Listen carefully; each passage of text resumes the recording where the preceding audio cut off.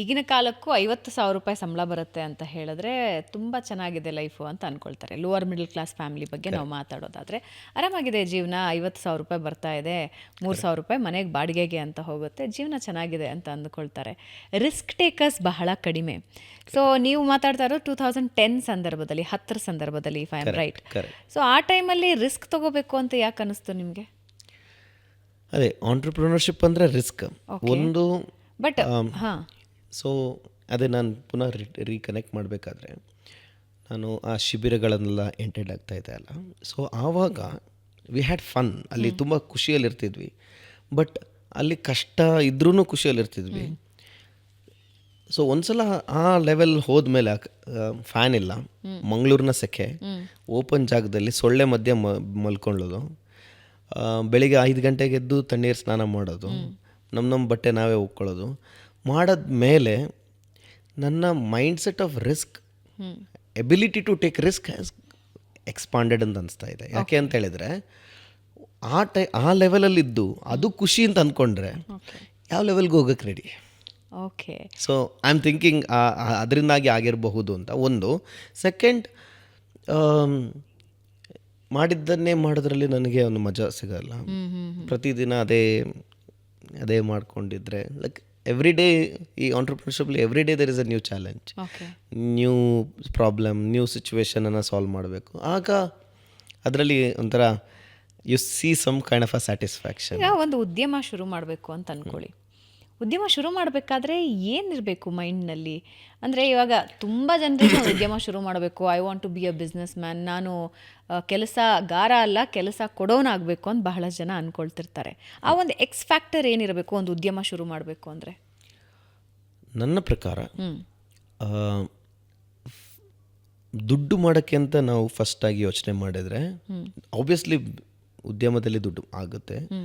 ಅದೊಂದೇ ಫ್ಯಾಕ್ಟರ್ ಇಟ್ಕೊಂಡು ಹೋದರೆ ತುಂಬ ಕಷ್ಟ ದುಡ್ಡು ಮಾಡೋದು. ಬಟ್ ವೆರಿ ಇಂಪಾರ್ಟೆಂಟ್ ಏನಂದರೆ ಒಂದು ಪ್ರಾಬ್ಲಮ್ ಸಾಲ್ವ್ ಮಾಡಲಿಕ್ಕೆ ಅಂತ ಒಂದು ತುಂಬ ಪ್ಯಾಷನ್ ಇರಬೇಕು. ಅದಿದ್ದರೆ ತುಂಬ ಸುಲಭ. ಯಾಕೆ ಅಂದರೆ ಐಡೆಂಟಿಫಿಕೇಶನ್ ಹೇಗೆ? ಅದು ಇಲ್ಲಿ ಒಂದು ಸ್ಪೇಸ್ ಇದೆ, ನನಗೆ ಇಲ್ಲೊಂದು ಪ್ರಾಬ್ಲಮ್ ಇದೆ, ಅದಕ್ಕೆ ನಾನು ಸೊಲ್ಯೂಷನ್ ಆಗಿ ನನ್ನ ಬಿಸ್ನೆಸ್ ಶುರು ಮಾಡಬಹುದು. ಐಡೆಂಟಿಫಿಕೇಶನ್ ಹೇಗೆ? It's not straight forward. ನನ್ನ ಎಕ್ಸಾಂಪಲ್ ಹೇಳಬೇಕು ಅಂತ ಹೇಳಿದರೆ, ಈ ಡಿಸ್ಕವರ್ ಡಾಲರ್ ಆಗೋ ಮೊದಲು ತುಂಬ ಟ್ರೈ ಮಾಡಿದ್ದೀನಿ. ಈಗ ರೊಬೋಟಿಕ್ಸ್ ರಿಲೇಟೆಡ್ ಒಂದು ಸ್ಟಾರ್ಟಪ್ ಟ್ರೈ ಮಾಡಿದ್ದೀನಿ, ಸಾಫ್ಟ್ವೇರ್ ರೀಸೆಲ್ಲರ್ ಆಗೋಕ್ಕೆ ಟ್ರೈ ಮಾಡಿದ್ದೀನಿ, ಕೋಚಿಂಗ್ ಸೆಂಟರ್ ಬಿಸ್ನೆಸ್ ಟ್ರೈ ಮಾಡಿದ್ದೀನಿ, ತುಂಬಾ ಟ್ಯಾಲಿ ಪಾರ್ಟ್ನರ್ಶಿಪ್ ಟ್ರೈ ಮಾಡಿದ್ದೀನಿ. ಸುಮಾರು ಬಿಸ್ನೆಸಸ್ ಟ್ರೈ ಮಾಡಿ ಫೇಲ್ ಆಗಿ ಬಂದಿರೋದು. ಸೊ ಮತ್ತೆ ನೋಡಿದಾಗ ಎಲ್ಲರಿಗೂ ಅನಿಸುತ್ತೆ ಹೇ ಇದು ಫಸ್ಟ್ ಡೇಯಿಂದ ಲಕ್ ಇದೆ ಅಂತೇಳಿ ಅಲ್ವಾ. But actually most of the entrepreneur, some people may be lucky from day one, but majority of the successful ಪೀಪಲ್ಗೆ I would say they would have tried so many things. ತುಂಬ just don't think. ಅದಕ್ಕೆ ನಾನು ಹೇಳ್ತಾ ಇರೋದು ಅಲ್ಲ, ಯಾಕೆಂದರೆ ಒಂದು ಸಣ್ಣ ಉದಾಹರಣೆ ಕೊಡ್ತೀನಿ. ಬಹಳಷ್ಟು ಉದ್ಯಮನ ಇವತ್ತು ನಾವು ನೋಡ್ತಾ ಇದ್ವಿ, ಇನ್ಕ್ಲೂಡಿಂಗ್ ಫುಡ್ ಇಂಡಸ್ಟ್ರಿಯಲ್ಲಿ. 2 ವರ್ಷದಲ್ಲೇ ಅವರಿಗೆ ಕ್ಲಿಕ್ ಆಗಿಬಿಡುತ್ತೆ. ಐ ಮೀನ್ ಅವರ ಕೆಲವೊಂದು ಸ್ಟೋರೀಸನ್ನು ನಾವು ಕೇಳಿದಾಗ ಕೋಟಿ ಬರ್ತಿರುತ್ತೆ, ಬ್ಯಾಂಕ್ ಅಕೌಂಟಿಗೆ ಬೀಳ್ತಿರುತ್ತೆ ಅಂತ ಹೇಳ್ತಾರೆ. ಕರೆಕ್ಟ್. ಅದೇ ನಾನು ಹೇಳ್ತಾ ಇರೋದಂದರೆ 2 ವರ್ಷದಲ್ಲಿ ಬಿಸ್ನೆಸ್ ಆಗಬೇಕು ಅಂತ ಹೇಳಿದರೆ ಅದರ ಮೊದಲಿನ ಜರ್ನಿ ನೋಡಬೇಕು ನೀವು. ಹೆಚ್ಚಿನ ಜನರಲ್ಲಿ, not telling every one, but I would say more than 10 ಜನರಲ್ಲಿ ನೋಡಿದರೆ ನೀವು ಸಕ್ಸಸ್ಫುಲ್ ಪೀಪಲ್, ಅಟ್ಲೀಸ್ಟ್ 8 ಜನ ಅವ್ರದ್ದೊಂದು ಫೇಲ್ಯೂರ್ಸ್ ಇರುತ್ತೆ, ಇಲ್ಲ ಅಂದರೆ ಒಂದು ತುಂಬ ಏನಾದರೂ ಕಷ್ಟದ ಸಿಚುವೇಶನಲ್ಲಿ ಹೋಗಿರ್ತಾರೆ, ಅಥವಾ ಅವರಿಗೆ ಹಿಸ್ಟಾರಿಕಲ್ ಬ್ಯಾಕ್ಗ್ರೌಂಡ್ ಇರುತ್ತೆ, ಏನಾದರೂ ಒಂದು ಆಗಿರುತ್ತೆ. ಇಲ್ಲ ಅಂದರೆ it is very very hard to ಏಕ್ದಮ್ ಹಿಂಗೆ ಮ್ಯಾಜಿಕ್ ಆಗಲ್ಲ. ಕರೆಕ್ಟ್. ನಾನು ನೋಡೋದ ಪ್ರಕಾರ ನಾನು ತುಂಬ ಫ್ರೆಂಡ್ಸ್ ಇದ್ದಾರೆ, ಎಲ್ಲ ಸಕ್ಸಸ್ಫುಲ್ ಬಿಸ್ನೆಸ್ ಮೆನ್ಸ್. ಅವರ ಹಿಸ್ಟ್ರಿ ನೋಡಿದಾಗಲೂ ಎಲ್ಲರಿಗೂ there is a back story of struggle or learning or difficulty or going through the grind. ನಾನು ಹೇಳಬೇಕು ಅಂತ ಹೇಳಿದರೆ ಅದಾದಾಗ you build that mental strength ನನ್ನ ಪ್ರಕಾರ.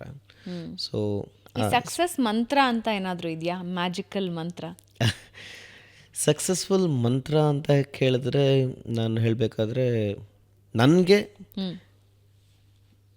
ಪರ್ಸಿವಿಯರೆನ್ಸ್ ಅಂತ ಹೇಳ್ತೀವಿ, ಕನ್ನಡದಲ್ಲಿ ಏನು ಹೇಳ್ತಾರೆ ಗೊತ್ತಿಲ್ಲ, ಪರಿಶ್ರಮ for a very long time. Perseverance ಅಂದರೆ ಏನೇ ಆದರೂ ಬಿಡಲ್ಲ, ಒಂದು ಹಠ ಕಟ್ಟಿರುವ ಪರಿಶ್ರಮ. ಅಫರ್ಮೇಷನ್ನ ಅಫರ್ಮೇಷನ್ ಅಲ್ಲ. ಈಗ ಒಂದು ವಿಷಯನ ತೊಗೊಂಡು ಮಾಡಬೇಕು ಅಂತಿದ್ರೆ ಕಂಟಿನ್ಯೂಸ್ ಆಗಿ ಟ್ರೈ ಮಾಡ್ತಾನೆ ಇರೋದು, ಎಷ್ಟೇ ಕಷ್ಟ ಬಂದ್ರೂ.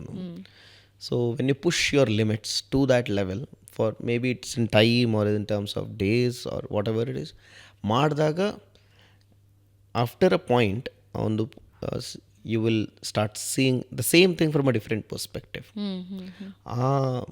That is the successful mantra according to me. ಈಗ especially in the current days reels ನೋಡ್ತೀವಿ, ಅಥವಾ attention span is so less, and instant ಗ್ರ್ಯಾಟಿಫಿಕೇಷನ್ ಅಂತೀವಿ. ಅಂದರೆ ಇವಾಗ ನಾನು ಕೆಲಸ ಮಾಡಿದರೆ ಅದಕ್ಕೆ ಇಮ್ಮಿಡಿಯೇಟಾಗಿ ನನಗೆ ಯಾರಾದರೂ ಚಪ್ಪಾಳೆ ಹೊಡಿಬೇಕು ಅಥವಾ ರೆಸ್ಪಾನ್ಸ್ ಕೊಡಬೇಕು ಅಂತ.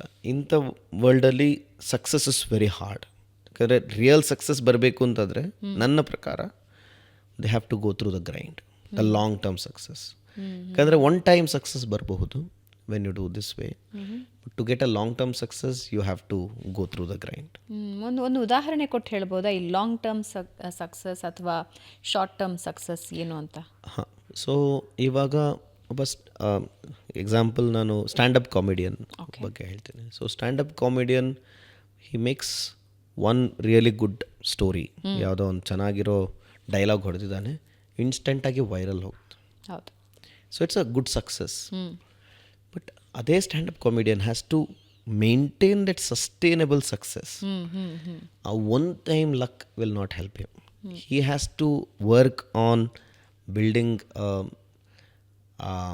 Good dialogue delivery.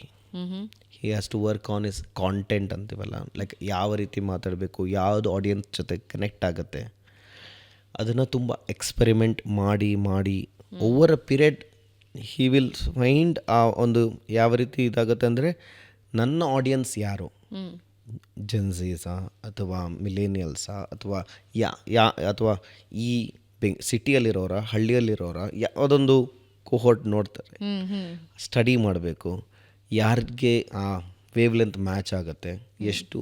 So he has to work towards it. ಆ ವರ್ಕ್ ಮಾಡಿದಾಗ he will not be a successful comedian only for a minute or some days. He'll be a very successful for a very long time.